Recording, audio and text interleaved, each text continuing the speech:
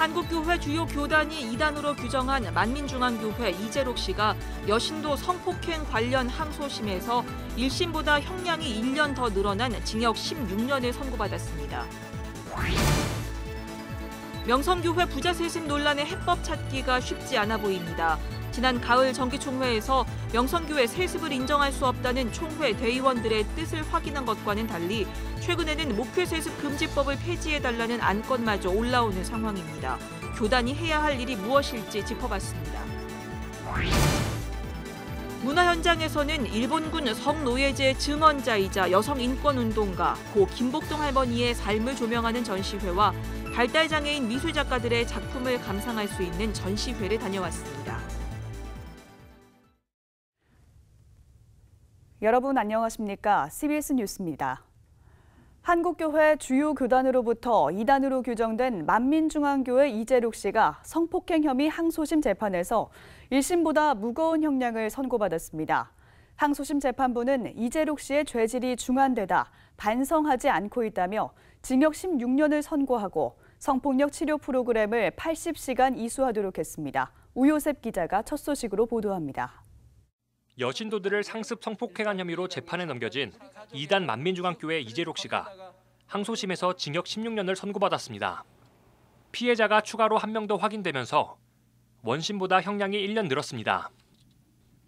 서울고등법원 형사 11부는 상습 준강간과 준강제추행 혐의로 기소된 이 씨에게 징역 16년과 함께 80시간의 성폭력 치료 프로그램 이수와 10년간 아동청소년 관련 기관 취업 제한을 명했습니다.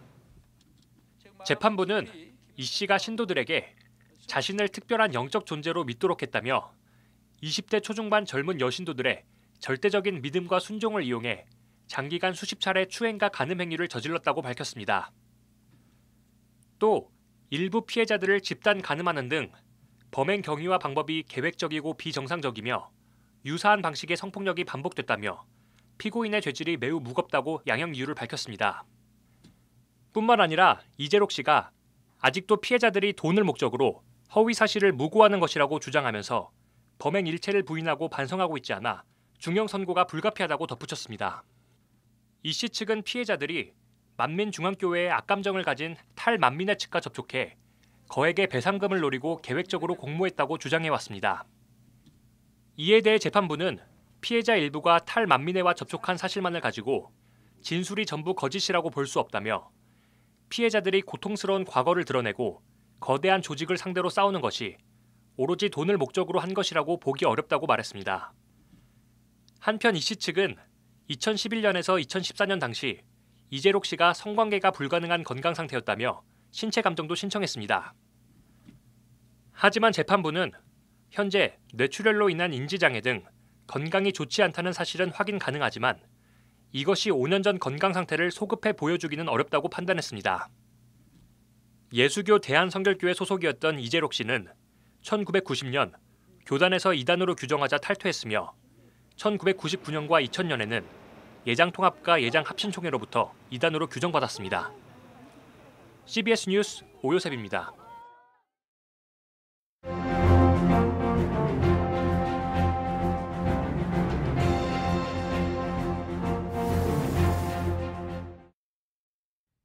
김하나 목사가 명성교회 담임으로 위임한 지 1년 반이 됐습니다. 아버지 김삼환 목사에서 아들 김하나 목사로 대를 이은 지 1년 반 동안 교계와 사회에서 논란이 끊이지 않고 있습니다. 대한예수교 장로회 통합총회에서 가장 큰 명성교회의 세습 문제를 둘러싼 갈등은 아주 복잡한 양상으로 전개되고 있습니다. 대한예수교 장로회 총회와 명성교회가 소속된 서울 동남노회, 예장통합임원회가 보낸 수습전권위원회 등이 외형상 명성교회 문제를 논의하는 곳입니다. 지난 13일 서울 동남노회의 심임원 측이 업무를 재개하는 과정도 순탄치 않았습니다. 명성교회를 지지하는 측이 서울 동남노회 업무를 시작하기 전 미리 사무실을 장악하고 심임원 측의 사무실 입장을 저지하기도 했습니다. 이 과정에서 몸싸움이 벌어지기도 했습니다. 명성교회 문제를 놓고 예장통합총회 임원회와 전체 총대들의 행동이 달라 보입니다. 통합총회는 지난해 103회 총회에서 명성교회 세습을 인정한 재판국의 재판을 인정할 수 없다며 재심을 결의했습니다. 제103회 총회에서 새로운 임원이 취임하고 새로운 재판부가 꾸려졌지만 아직도 본격적인 재판은 시작되지 않고 있습니다. 총회 임원회는 대신 서울 동남노회를 사고노회로 규정하고 수습정권위원회를 파송했습니다. 제103회 총회 결의와 달리 명성교회의 세습을 인정하려는 시도가 아니냐는 의문이 제기되는 이유입니다. 통합총회 임원들과 새 재판국이 명성교회의 세습을 또 인정한다면 절차의 정당성 여부를 떠나 예장 통합은 되돌릴 수 없는 상처를 입을 것입니다. 예장 통합뿐만 아니라 한국교회 전체가 다시 조롱거리가 될 것입니다. 명성교회에 관심이 있는 거의 모든 사람들이 문제의 심각성을 인식하고 있겠지만 더 큰 문제는 출구가 보이지 않는다는 것입니다. 명성교회도 살리고 한국교회도 살리는 최선의 방법은 없어 보입니다. 구태여 출구를 논한다면 명성교회와 한국교회 전체의 상처를 줄이는, 즉 최악이 아닌 차악을 선택하는 방법이 있을 수 있습니다. 총회 임원들이 명성교회의 눈치만 본다면 최악의 선택을 할 가능성이 높습니다. 총회와 교계 지도자들의 지혜와 결단이 필요한 때입니다. CBS 논평이었습니다.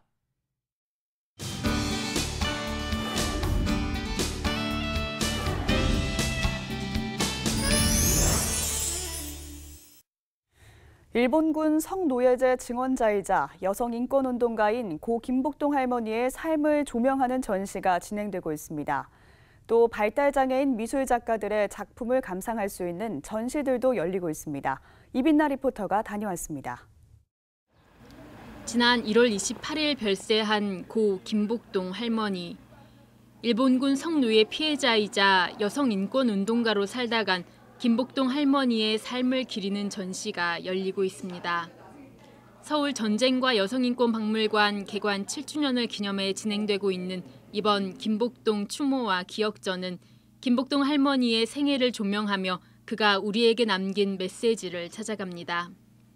이런 사람과 한 시대를 살았구나. 그분이 이렇게 활동을 하셨구나. 그렇게 용기 있고 당당한 여성이 나와 함께 세상을 살았다라는 거에 감사함을 느끼고 존경함을 느끼고 더 나아가서 우리가 뭘 할 수 있을 것인가를 새삼 깨닫을 수 있는 그런 전시로서 많은 분들이 함께해 주시기를 부탁드리겠습니다. 이번 전시에는 김복동 할머니의 증언 영상과 어록을 비롯해 활동 사진과 연표, 직접 남긴 이야기와 그림 등이 전시됐습니다. 또 김할머니의 별세 이후 진행된 시민장을 돌아보는 전시와 추모 공간도 마련됐습니다. 지난 9일 열린 전시 개막식에는 일본군 성노예 생존자인 기로녹 할머니가 참석해 의미를 더했습니다.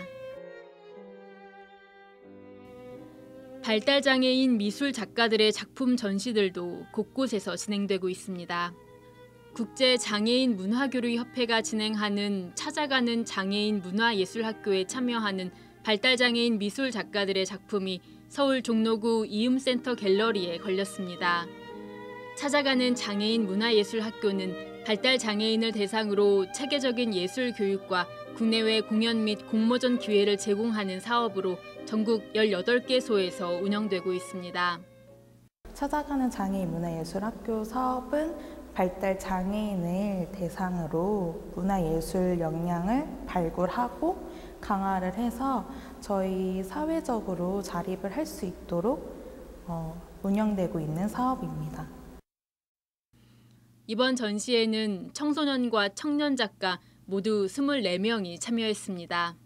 말로는 표현이 안 돼도 마음으로 표현하는 그런 그림들을 좀 많이 봐주셨으면, 그러니까 사람들이 잘 모르고 전시를 해도 많이 안 찾아오시는데 앞으로는 조금 더 관심을 갖고 찾아주셨으면 하는 그런 생각이 있습니다. 미랄복지재단이 진행하는 성인 발달장애인 예술가 자립지원 프로젝트 인블라썸 소속 작가들의 작품 전시회도 열렸습니다. 꿈에 꽃피다라는 주제로 열리고 있는 이번 전시에선 그동안 인블라썸 프로젝트를 통해 미술교육과 창작 활동을 지원받은 발달장애인 작가 14명의 작품 28점을 선보입니다. 전시는 오는 20일까지 이어집니다. CBS 뉴스 이빈나입니다. 한국 YWCA는 오늘 북한에 대한 대북 인도주의적 지원은 계속돼야 한다면서 서울 명동에서 북한 어린이 돕기 거리 캠페인을 펼쳤습니다. YWCA는 21개 여성 단체들과의 공동 성명을 발표하고 신속하고 정례적인 대북 식량 지원에 나서야 한다고 촉구했습니다. 또 대북 인도적 지원을 우리 정부가 자율적으로 결정할 수 있는 의제로 전환해야 한다고도 덧붙였습니다. 예장통합총회훈련원과 스테반 돌봄사역원이 오늘 업무 협약을 맺고 교육훈련 지원 사업에서 서로 협력하기로 했습니다. 협약식에는 통합총회훈련원 안정순 위원장과 박기철 원장, 스테반 돌봄사역원 김철환 책임목사와 배현숙 원장이 참석해 두 기관의 협력에 서명했습니다. 스테반 돌봄사역원은 우울증이나 자살 등 위기에 처한 성도 등 아픔이 있는 이들을 돌보는 사역을 하는 곳으로 두 기관은 목회자와 평신도를 대상으로 하는 다양한 교육 프로그램의 개발과 운영을 함께 해나갈 예정입니다. 스위스의 종교개혁을 이끌었던 츠빙글리의 종교개혁 500주년을 맞아 오는 25일 서울 백석대학교 백석아트홀에서 츠빙글리의 신학과 개혁 정신을 살펴보는 학술대회가 열립니다. 이번 학술대회에서는 츠빙글리의 신학과 사상을 폭넓게 살펴보는 동시에 특히 츠빙글리가 강조했던 신학교육 개혁의 관점에서 한국교회의 신학교육을 진단하고 대안을 모색할 예정입니다. 대회 관계자들은 한국개혁교회에서 츠빙글리는 칼빈에 비해 조명받지 못했지만 이번 학술대회를 통해 한국교회 안에서 츠빙글리가 남긴 개혁교회의 전통을 발견하는 기회가 될 것이라고 밝혔습니다. 오늘 열린 한국기독교 총연합회의 긴급 임원회에서 고성과 욕설이 오가는 등 교계 연합기관다운 모습을 보여주지 못했다는 지적이 일고 있습니다. 한기총은 긴급 임원회를 열어서 회원 목회자 징계권 등 안건들을 처리할 계획이었으나 회원들 간 이견으로 일부 안건은 처리하지 못하고 임원회를 폐회했습니다. 기독교 17개 언론사가 소속된 한국크리스천 기자협회가 성명을 내고 예장통합총회 서울 동남로회 취재 현장에서 기자들을 상대로 물리력을 행사한 데 대해 언론 탄압이라며 강력 규탄했습니다. 크리스천 기자협회는 지난 13일 서울 동남로회 사무실에 들어가는 기자들을 이노회 소속 남모 목사가 힘으로 밀쳐내며 폭언을 했고 특히 CBS 취재기자의 손목을 강압적으로 비틀며 폭력을 행사했다면서 비상식적인 돌출 행동을 묵과하기 어렵다고 밝혔습니다. 크리스천 기자협회는 폭력을 행사한 남모 목사의 진정성 있는 사과와 함께 서울 동남로회와 예장통합총회에 가해자 징계와 재발 방지 대책 마련을 촉구했습니다.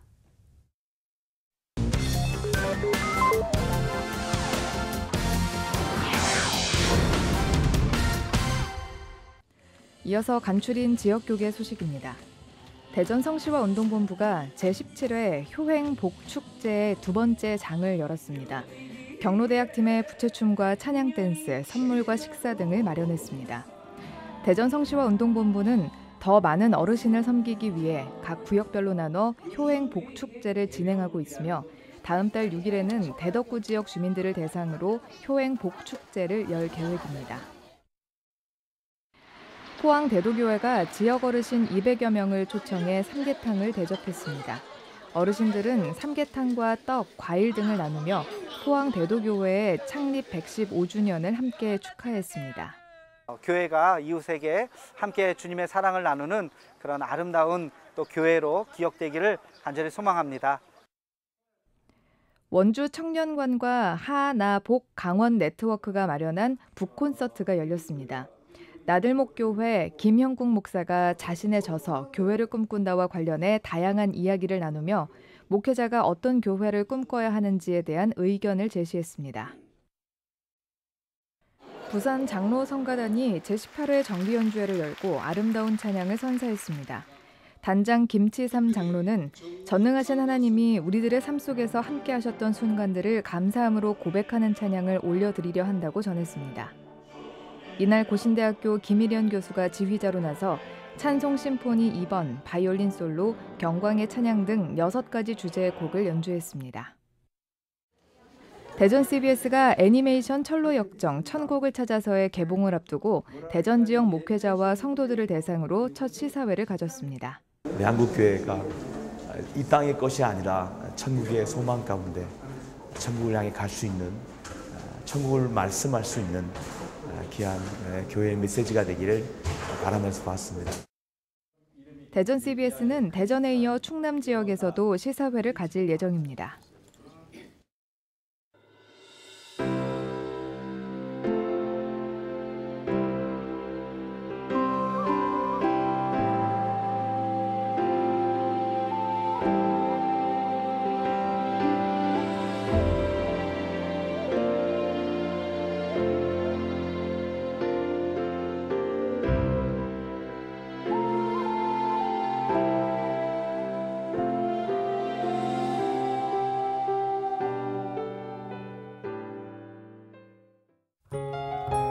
날씨입니다. 내일은 전국이 대체로 흐리고 곳에 따라 비가 오겠습니다.